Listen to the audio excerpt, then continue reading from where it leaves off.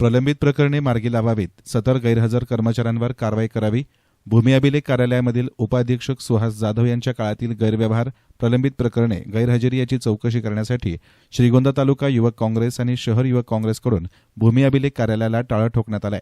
याआधी देखील या कार्यालयावर अनेक वेळा आंदोलनं करण्यात आली, मात्र कारभारात काहीही फरक पडत नसल्यानं युवक काँग्रेसनं ठोकलेल्या टाळ्याचा काय फरक पडतो हे पाहणं महत्त्वाचं असणार आहे.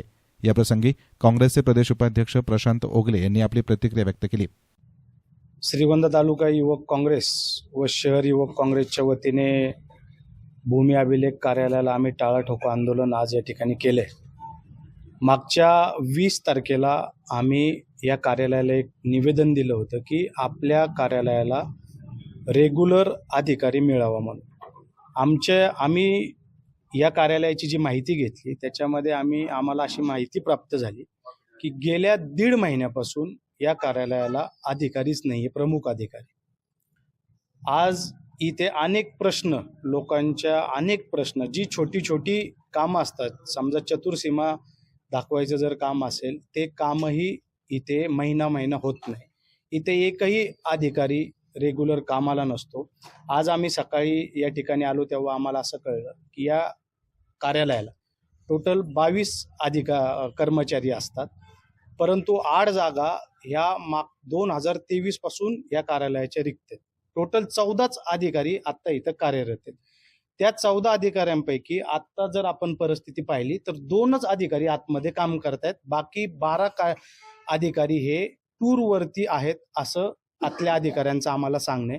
परंतु जेव्हा ह्या अधिकाऱ्यांना आम्ही मागणी केली की तुम्ही त्या 11 लोक जे टूरवरती गेलेत त्यांचं तुम्ही आम्हाला लोकेशन द्या, परंतु कुठल्याही प्रकारचं लोकेशनही ते आम्हाला त्यांनी दिलं नाही.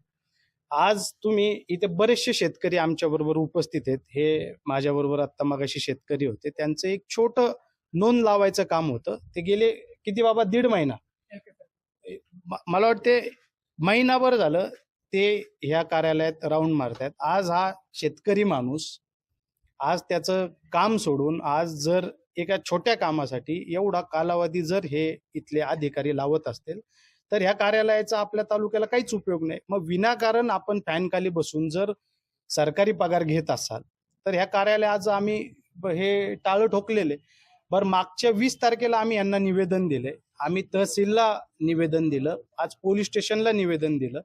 प्रशासनातला एकही माणूस आज इथं या गोष्टीची दखल घ्यायला नाही.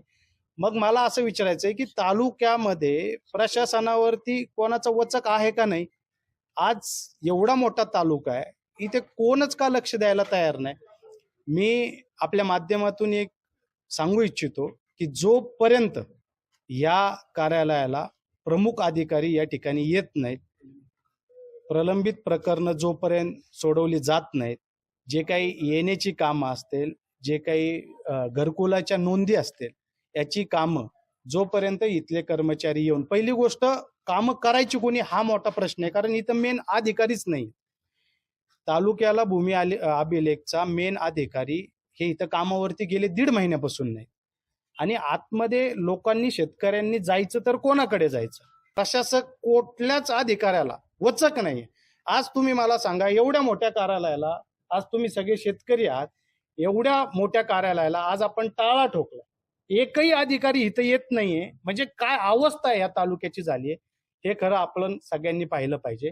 मी आपल्या माध्यमातून एक विनंती करतो की जोपर्यंत इथं अधिकारी येत नाही तोपर्यंत हे कुलूप आम्ही काढणार नाही. आतमधले जे काही कर्मचारी त्यांना आम्ही बाहेर येऊन देणार नाही. एसएन मीडियासाठी प्रतिनिधी गणेश कांबळे, श्रीगोंदा.